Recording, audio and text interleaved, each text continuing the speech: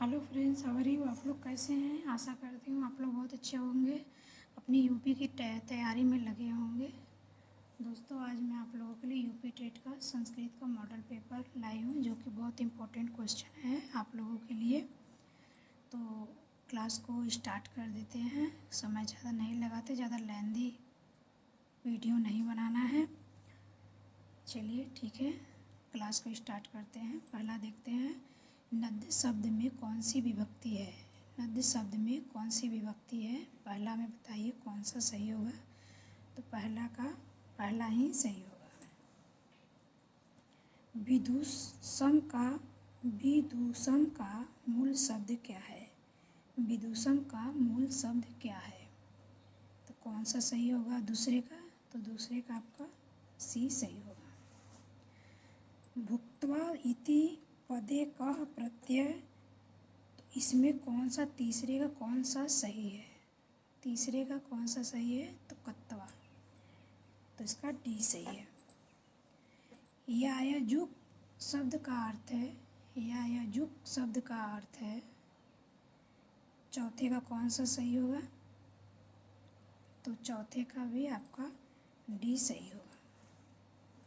शिशुपाल वधम के प्रथम सर्ग में कुल कितने श्लोक हैं। शिशुपाल वधम के प्रथम सर्ग में कुल कितने श्लोक हैं। तो कौन सा पाँचवा कौन सा सही होगा। तो पाँचवा का आपका सी सही होगा। शिशुपाल वधम में वर्गों की कुल संख्या है। शिशुपाल छठवां देखिए, शिशुपाल वधम में वर्गों की कुल संख्या कितनी है। तो 20 है। ददामी किस धातु का रूप है। ददामी किस धातु का रूप है। ददामी किस धातु का रूप है, तो इसका सी सही होगा सातवें का। अपादान कारक में विभक्ति होती है। अपादान कारक में विभक्ति होती है, तो कौन सी विभक्ति होती है अपादान में। आठवां बताइए, तो आठवां का डी होगा। क्लास को एक बार रिपीट कर लेते हैं फिर से, जिससे कि आपको आसानी होगी याद करने में। नद्य शब्द में कौन सी विभक्ति है, तो इसका पहला सही होगा तृतीया। विदूषम का मूल शब्द क्या है, तो इसका सी सही होगा। भुक्त्वा इति पदे कः प्रत्यय में कौन सा सही होगा, तीसरे का डी सही है।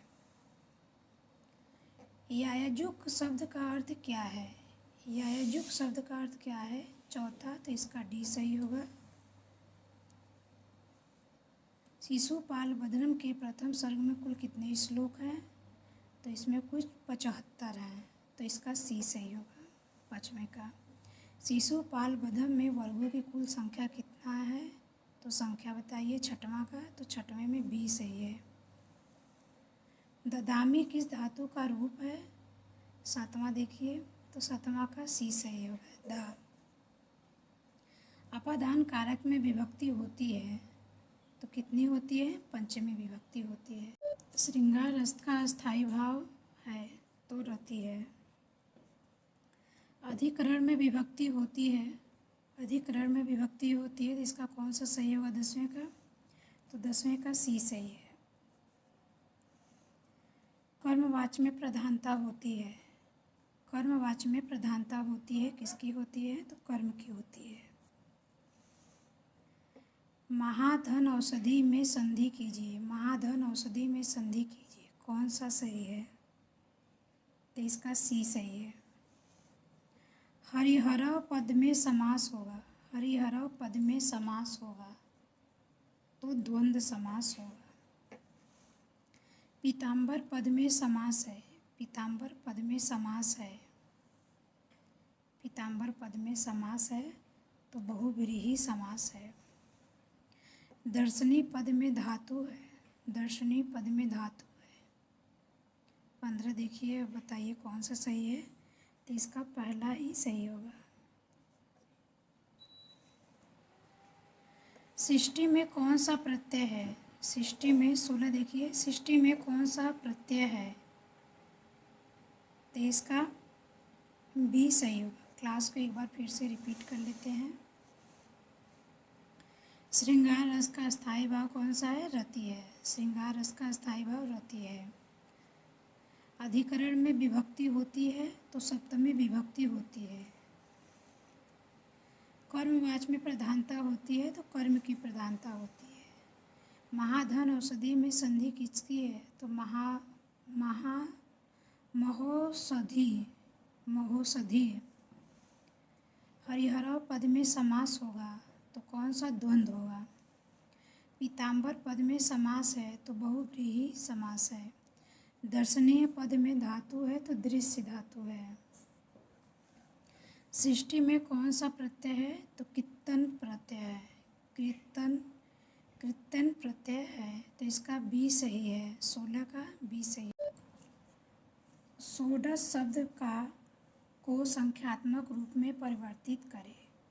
षोडश शब्द को संख्यात्मक रूप में परिवर्तित करें तो कौन सा इसमें सही होगा तो इसका बी सही होगा।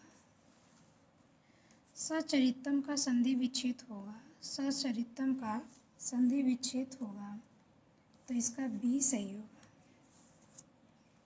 हर बटी पंचपदी का सही क्रम है तो कौन सा है 19 का बताइए कौन सा सही है तो इसका सी सही है। प्रस्तावना, विषयोपस्थापन, तुलना, सामान्यीकरण, प्रयोग। व का उच्चारण स्थान क्या है। व का उच्चारण स्थान क्या है तो इसका डी सही है। स्वरों का अभ्यांतर प्रश्न है। स्वरों का अभ्यांतर प्रश्न है कौन सा सही है 21 का तो 21 का आपका ए सही है। च प्रत्याहार के अंतर्गत वर्ण आते हैं। च प्रत्याहार वर्ण के अंतर्गत आते हैं कौन सा सही होगा 22 का तो 22 का आपका बी सही है। अनुभवती पद में लगा हुआ उपसर्ग है। अनुभवती पद में लगा हुआ उपसर्ग है। अनु है, अन है, अ है, आप है। कौन सा सही है तो इसका ए सही है। क्लास को एक बार फिर से रिपीट कर लेते हैं। षोडश शब्द को संख्यात्मक रूप में परिवर्तित करिए तो इसका बी सही है। सचरित्रम का संधि विच्छेद होगा तो बी होगा। हरवटी पंचपदी का सही क्रम क्या है। प्रस्तावना, विषयोपस्थापन, तुलना, सामान्यीकरण, प्रयोग। इसका सी सही है। व का उच्चारण स्थान क्या है।